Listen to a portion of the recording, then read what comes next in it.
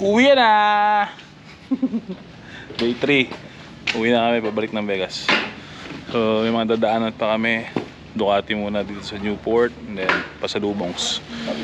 So uwi na tayo. Ready ka na, boss? Ready na, boss. You guys ready? Almost. You guys ready? Ready or not. Here we go. Alright, let's go.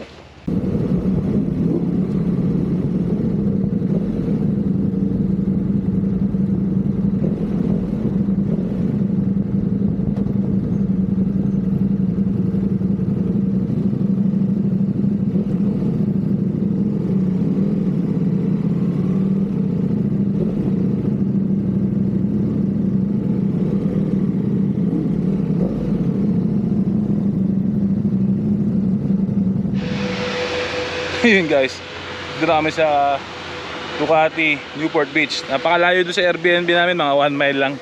So super long ride yung ginawa namin. So tignan namin kung ano may mga merch dito na pwedeng mabili. Tapos mukhang may test ride day today. Nasa labas yung mga Multi Monster Desert X Level V4. So mukhang may test ride today. So we'll see. Come on, let's check it out.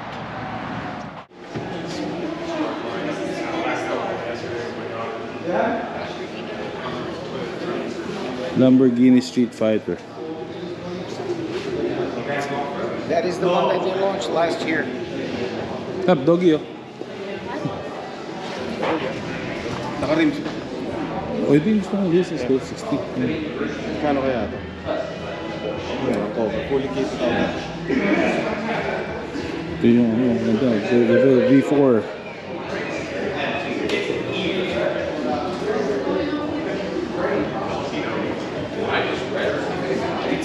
Wheel clutch cover, exhaust, wheels. That's the dream setup. So, ito yung loob ng ano, yung Ducati dito sa Newport. Ganda yung dealership nila. It's nice. May mga helmet dito, baka may mabudol tayo ditong helmet.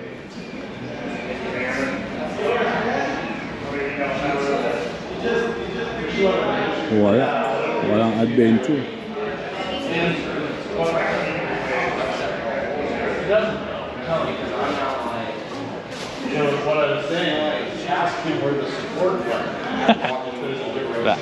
Hanap tayo. Is there a different team for support for 360 versus PCS? Before SP. Thank you. Sorry, You're good. Hey, 1.99 APR, bro. Pikes Peak. How much for a trade-in?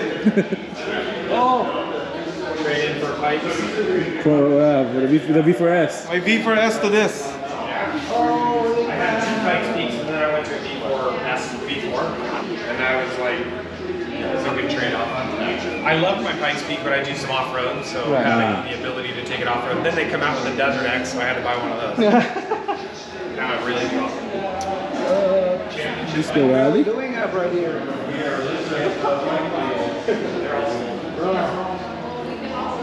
What's For rally. So they did a replica Champions Edition.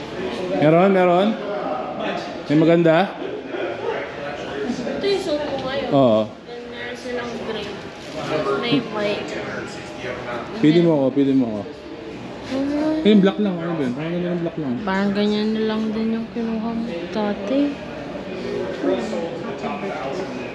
I wonder if it took a lunch Wala. for signing 260 bikes. I know, right? Because it's a legit sign. Ducati Newport. Ito bagay sa'yo, Brad. Na. Ako, parang Jack ko. Ito bagay sa'yo. Ha? Nakita ko na nga eh. Oh. Kasi tumingin na rin ako dito. Wala akong size. Wala size? Yun lang. Ganda ng dealership dito. Nice. Do they have it? Do they have the shirt that we need? No size. Right here. Sinakmak. Walang size ng quota. XL lang. Kahit saan? Double lang.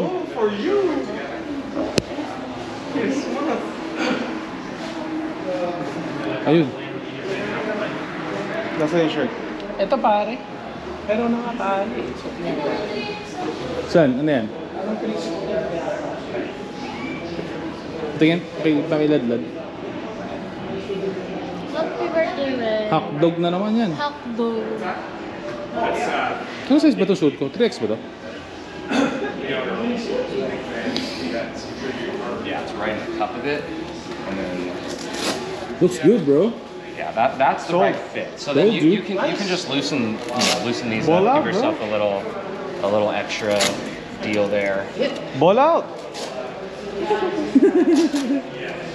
It looks good. That's me. Yeah, or Looks I good, think it's a bro. 50. Yeah, I think 52 is large and 54 is extra. It's nice, man. How much? That's gonna see if I'm gonna fit it or not. What's the price of this?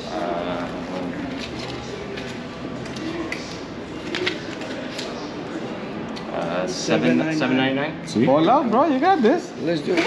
I think Oh, it's it's cool. nice. I like how they have the ID pocket right there and everything. So it's kind of got like a military-esque kind of feel to it. Yeah. But it's gonna have all the waterproofing, so it's gonna be waterproofed on the outside, so that our Plus Gore-Tex. water resistant on the outside. Just in case we get stuck under the bridge like last time.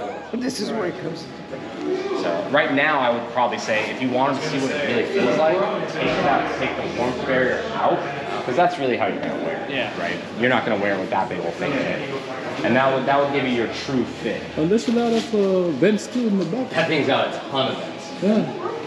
This is it din siya? That's nice, man. Pagka yung sa fair, yeah.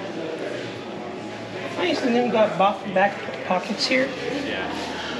Budol, budol. Budol na yan. Budol na yan, boy. Lalo kang gagawa po niyan, bro. Oo, Merry Christmas, Baka bro. sabihin ni Mrs. agahan na natin ang kasal. Oo, ha? Ano ba? Sabihin ni Mrs. agahan na natin ang kasal. Akin ka na. Akin ka na. Doon na, bagay. Suot mo, pakita mo. Hindi makita eh. Di bagay yung price eh. Bagay. Bagay sa kanya. Maganda yung bag na lang. Paano ng budol mo? Tote bag. Tote bag, t-shirt, sombrero. Okay na. Doon na kaming umuwi. So ngayon, start na kami mag-head ng Vegas. Bili lang ng mga konting pasalubong kung may space pa. So, alright, let's go. Alright, another stop. Ito kami sa Kalahi Bakery. So si Mike Bomac binila ng chicharon si Tito Mio, ang kanyang daddy. Tapos si Mrs. naman bumibili ng empanada, pasalubong. Ano naman sa atin, hindi mawawala ang pasalubong. So, Sabi ko Ako mo? ilagay sa ziplock. alin? This one. Empanada? Oh, yun. Alright, tapos after nito, daan kami kay Ate Pam. And then, uwi na ng Vegas. Gas up muna. Alright, let's go! So, yung last stop before Vegas. Binisita namin si Ate Pam. So, daan lang kami dito. Tapos, uwi na ng Vegas. So, 4 hours more ang ride bago mag-Vegas. Ate Pam. Hello! I miss you guys. Bisita. Babalik na yan, no? Fresh na fresh, parang bagong rebound, oh. So yun, kita-kits tayo mamaya, update namin kayo kung saan na. Alright, so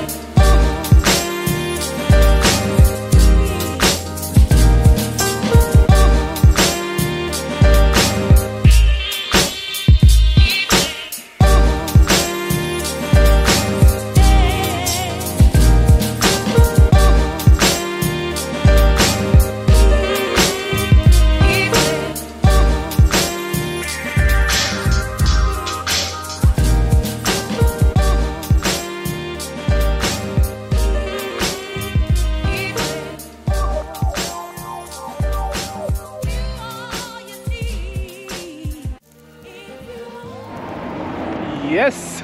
Same spot! Same spot kami na yan. Same spot pero gabi na. So time check natin is 5:25 PM. Dito kami rin sa Chevron sa Barstow or Lenwood exit. After ito, Baker siguro ulit to stretch. Sakit na sa puwet. So Baker tapos stretch ng Vegas. So far okay naman yung mga bikes. Takbong chubby lang kami. Kalma lang. Medyo lumamig ng konti. Nagdadagdag na kami ng layers. Sigurado sa may bandang bundok mas malamig pa. So okay naman. Dab, you good, G? May hinahanap ako. May hinahanap daw siya. Hindi niya alam kung ano. Sana di ko na Tsa, merienda muna tayo sa natin dito. Tapos gahin ako na. Alright, let's go!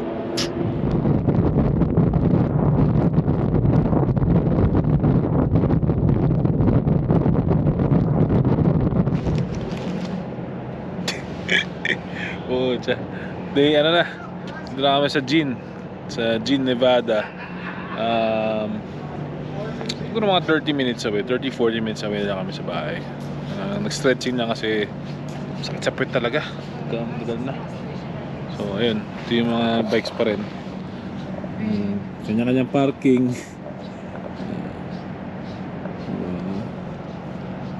Howdy, George. How you doing? I need a hug. How you feeling? Lovely. That was cold, dude. 45 on my On clock. your day, yeah. 45. 45 and I felt so motivated as I'm getting closer and closer. It's like, Gene, do we stop? Do we stop? And I think about the girls. I was Yeah. like, I'm ready to continue, but Yeah, like, that's okay. we're almost there. There's a part there we did. I think we hit 44-45 degrees. It's pretty cold. My wife was like, I feel cold. Well, duh, it's 45. I turned the grips on and then I was switching hands and keep my hand in front of her knees. Yeah. And I think tomorrow we're gonna go to the dentist store and get some pants. This one worked pretty good. This one. She goes, there's like pants. Is like, yeah, there's pants with electric mesh. Oh yeah. And you can go with He those did. things in Alaska if you want to. And he's like, I don't think we're gonna ride that long. No, but a decent pair of pants for Yeah. when the winter is like that. This one is good. Yeah. This one worked pretty good. So yep. Last stop over and then uwi na. And probably, if I have one little small regret, Which one? should have wear my boots. Now, who's gay? Alright guys, kita-kits tayo sa Vegas. Alright.